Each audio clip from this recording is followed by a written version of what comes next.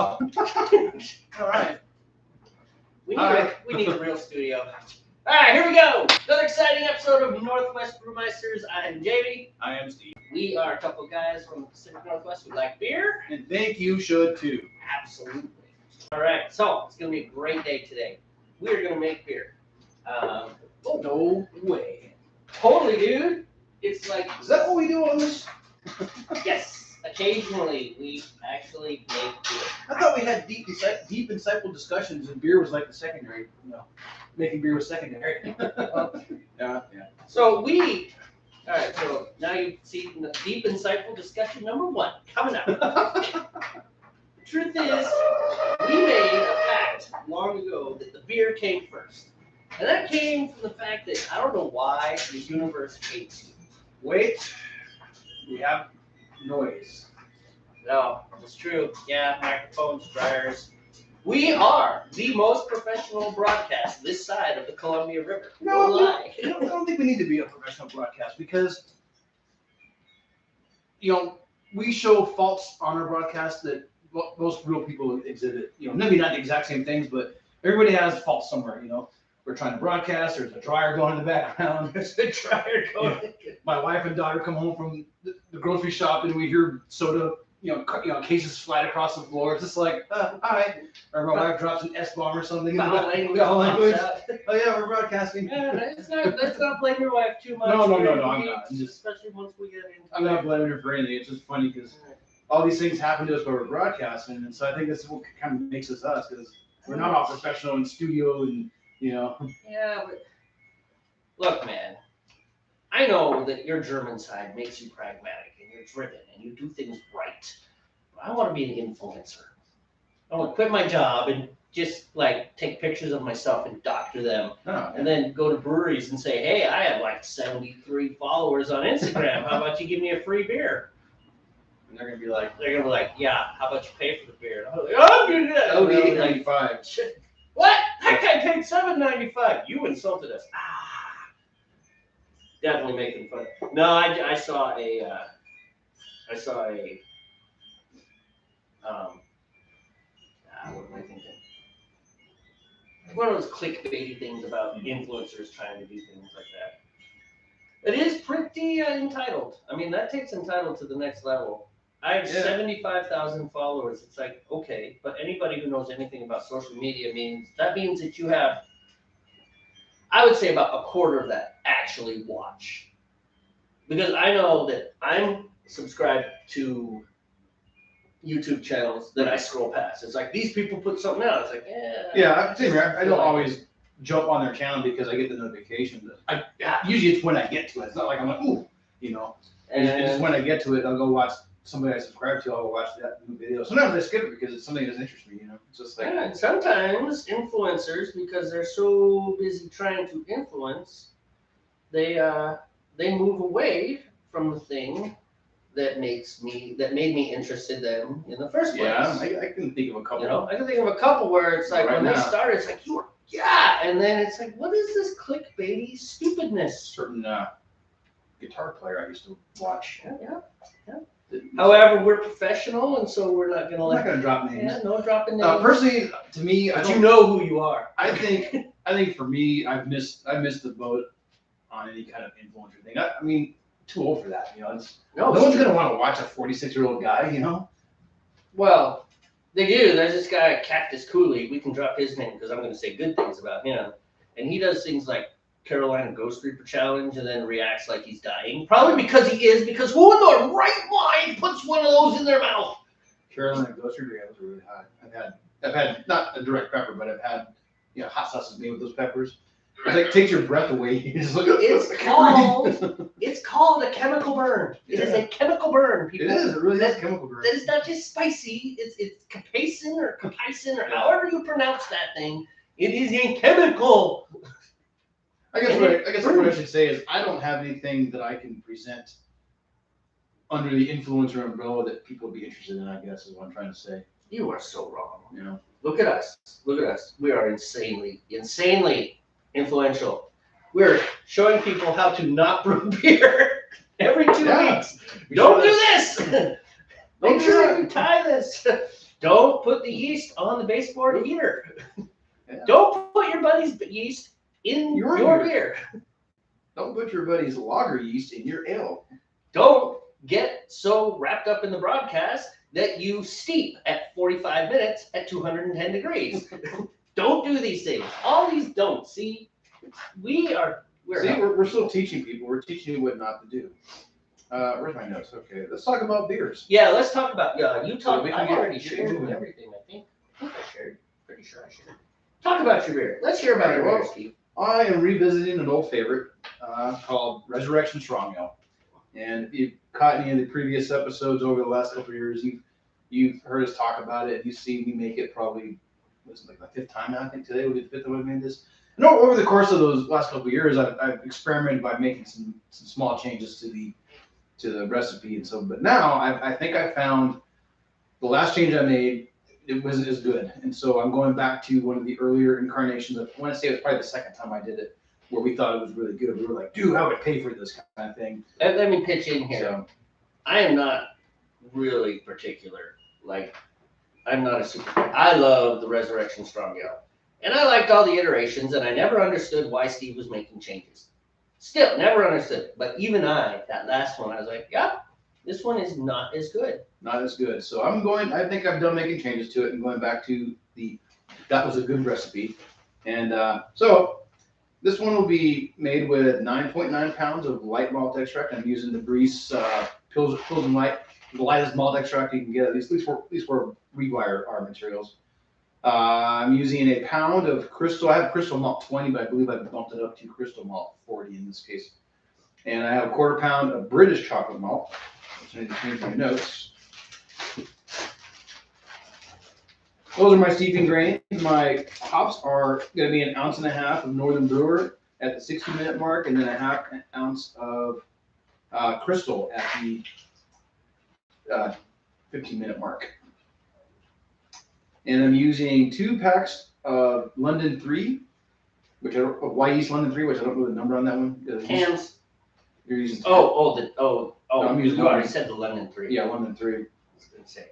I must be. In the past, I've used a Northwestern, but I'm using London 3 because this is a British beer. This is modeled after British beer, not an American beer. So, and it's actually just a pale ale, but it doesn't look like a pale ale because it has the British chocolate malt. And I'm using my Crystal malts are a little darker on the Wollobine scale, not that much so it's going to have more of an amber look to it, even though it's not an amber style beer. It's actually a pale ale, so I have the lighter mouthfeel, but higher ABV. It's probably going to be 7s, somewhere in the 7s. It's kind of guessing, not really guessing, but that's kind of the big goal is 7s.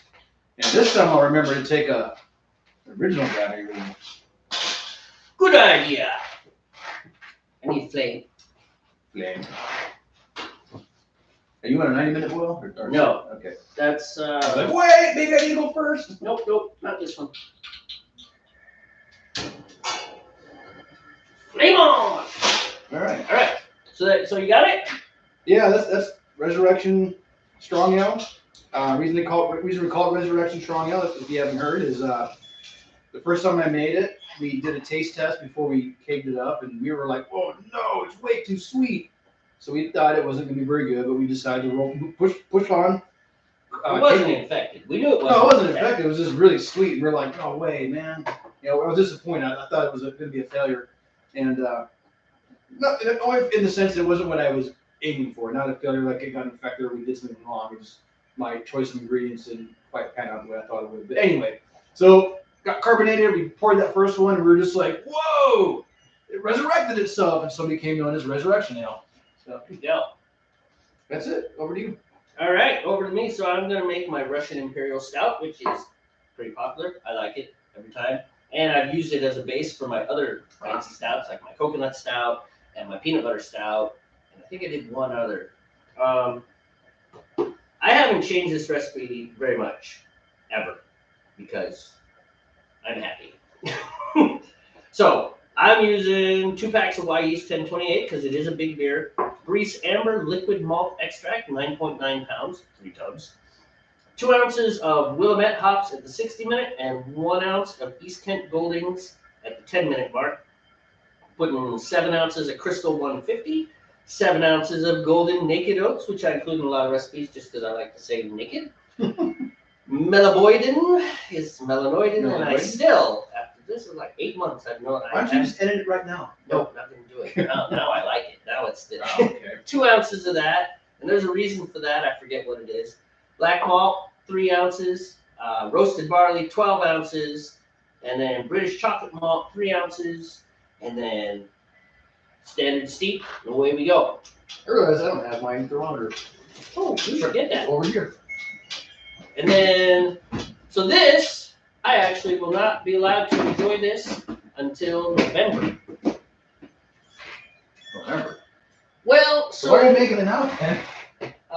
Because I want to make some other beers between now and then. So this is for hunting season. Yeah, well, I figured that when you said November. I know. Well, I got one in the keg, right? So I'll make this for November, and then maybe make another, and then drink the one that's in the keg, et cetera, et cetera. I don't want to do what I did last year, which was make a whole bunch of hunting season beers, and then I had no beer to drink, and I was buying beer. Speaking of which, Wendy bought 3 cases of Newcastle, $160. That's a hell of a markup. Yeah. That's almost criminal. It seems like it, although, that it's not like if we buy it on base. That's 3 12-packs? 3 12 cases? Or 3 No, 3 cases. 24 packs? Okay, maybe that's not such a high markup. Yeah, it's not so bad for cases, but it's still, yeah. So they called me, right? My dealer called me. And they're like, hey, we got 3 cases of Newcastles. You can have 1, 2, or all. Doesn't matter to us. I'm like, all right. So I sent Wendy a text and I said, hey, they have Newcastle. How many do you want? And she sent me a reply, yes, please. It's like, that's not. And then I got busy because I was at work. So I came back and I said, no, how many? And she said, I got them all with one of those little faces. And I just laughed. Okay, so you got them all. I didn't know which one to get, so I got them all. Okay. Yeah, wow, $160 for. So, I mean. It'll last a while, and it's good beer. I like the Newcastle. It's definitely a more interesting beer than any of the yellow fizzies. Yeah. So, yeah. So, let's talk about something else, good friend Steve. Just goes to show that brewing beer saves you money, because I know 53 bottles of beer is less than 72, but for instance, my kit costs about $65, and it's going to make 53 12-ounce bottles of beer. $160 for 72 12 ounces of beer. You know what I mean? So you take away 20 beers, I don't know, you can probably knock off about $50 or something like that. No, not that much. Not that much. Maybe a little less, but still, it's over $100. Well, you can be close. Think about it. 3 cases. Let's say it's 150. We'll roll down to 150 just for nice numbers. That's $50 a case. Yeah. So it's about $40 off of that, you know. No. If you drink the fancy beers, this saves money. And if we ever get off our collective butts and decide to go all grain, we'll save even more money. Yeah. And the environment. And this has been Climate Change Steve. Well, actually, I'm kind of half joking, because we won't have to buy malt extracts, so we won't have to buy tubs and stuff. True, no more plastic tubs and things like that. Yeah. I got to tell you, I'm not lying. So I'm not an eco-terrorist, and I'm not part of the cult of climate change panic by any stretch of the imagination. Right. But I am very much if you can do it cleaner. Yeah. Or less wastefully. I'm all about recycling. The stuff that really gets recycled, not the crap that they say recycle that doesn't really get recycled. Yeah, we get lied to a lot. You know, but the only thing I think really actually truly gets recycled is paper and metal. I don't think plastics really recycled, man. I mean, not like never ever, but I just think the amount of plastic that we turn to recycle is not actually recycled. I think a very small amount of it actually gets recycled. Yeah. Like I was thinking, if we could devise a system to reduce the amount of water we use. So we use a lot of freaking water, dude. I mean, not just, so this is 3 gallons. Right. All right, and then 2 more gallons. No, that's not so bad, because we drink that. Yeah, And so the that's cleaning no big water deal. goes to waste. There's 6.5 gallons over there to sanitize that, another 5 gallons in there. And then at least we're gonna reuse that for the wood chiller. Right. And that's what I did was I sanitized my carboy and I poured that in the bucket for our accessories. Right. So I'm doing the same, doing my best to reduce the amount of water and the amount of cleaner. So. Right. I mean, I feel like we are eco-terrorists now. Well, no, we're just being. But it's just, it really is. I mean, but then think about also the amount of water we use on the wort chiller. Yeah. Out the hose and just down the driveway. Once it cools off, we can put it in the grass. The hot water will kill the grass, but once the water is cooler, yeah, we can water the grass. grass.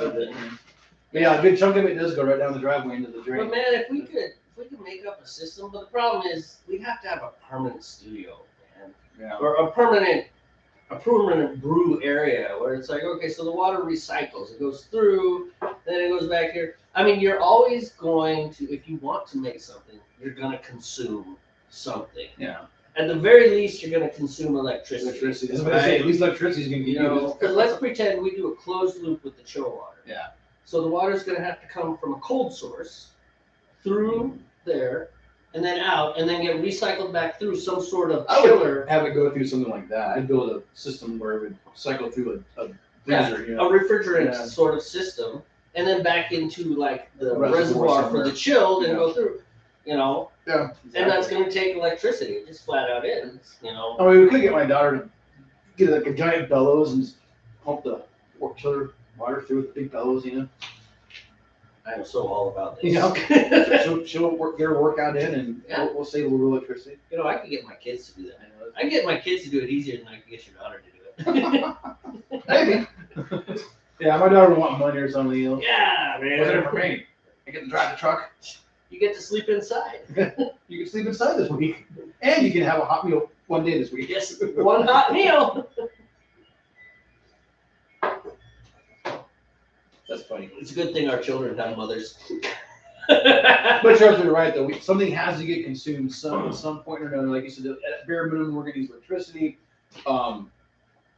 Initial water buying, because we have to fill up the reservoir kind of thing, Right. Kind of stuff. But who knows how many gallons that would take? Not like a swimming pool, but still. Well, you probably want a big cold Yeah. thing because it's not going to chill that fast. No. As it circulates, it needs to have time to chill. So it needs to go through a lot of coldness so to you chill. want a really nice big cold tank, maybe 20 gallons. That's a lot, yeah. That is a lot, but still, yeah. And then like a sheet of ice. Something has to get consumed. Yeah, the consumption happens. The problem is that our society, and this is a problem for the green folks.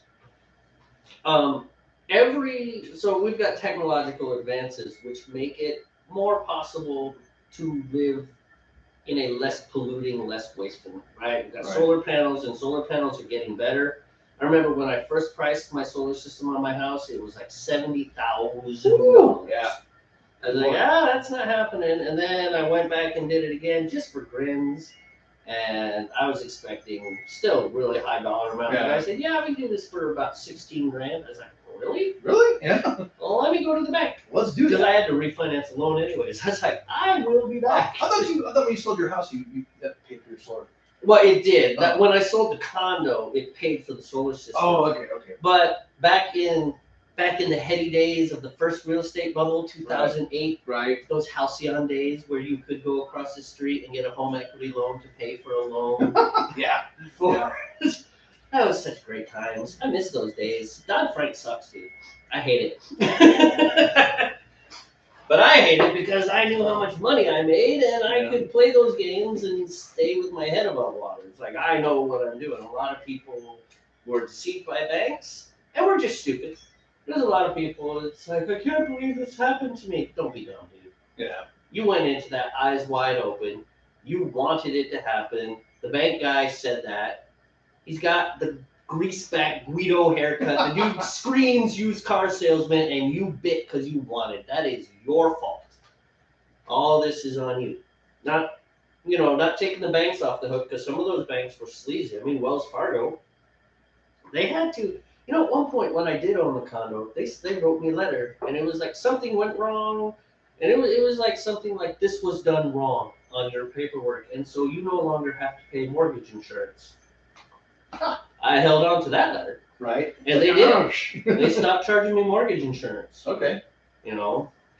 And I don't know what it was, but I do, because Wells Fargo got in trouble because they were the ones that were doing accounts with people without people's permission and stuff, you know. So Yeah, I heard about that. So don't get me wrong, it's not like I'm in the bank camp saying, "Oh, the wonderful saintly bank saviors of us all," right. these stupid people. But no, you know, stupid on both sides, Right. predators. Almost like collusion, but not. Yeah. Can't use the word collusion doesn't mean anything anymore. It doesn't, does it? Yeah. Yeah, there's a lot of words that don't mean anything anymore. Anyhow, so yeah, but we're talking about technological advances and the green people and the green people, the green people. I'm sorry, I'm not gonna be shut up on talking, dude. I see that. I saw that statement. Shall I get you an IV? What is it? It'd make it more convenient. I'm good, though. just messing with you, man. What are we drinking again? Did we tell them what we're drinking? No, we didn't tell you. We are drinking coffee lager, the last of the coffee lagers. Oh, good stuff. This was one of the recipes from Northwest Brew Supply. Brewer Supply, I always get their name wrong. Sorry, fellas, if you see this. Northwest Brewer Supply, right? Yes. Okay. Brewer's Supply. Brewer's Supply. They had one of their kind of seasonals they put out every couple months or so. That it was a coffee lager, which they were doing kind of like a marketing and shared marketing, I guess venture is the right word. Yeah, it was small business helping small business type of thing. With one of the local bar and grills that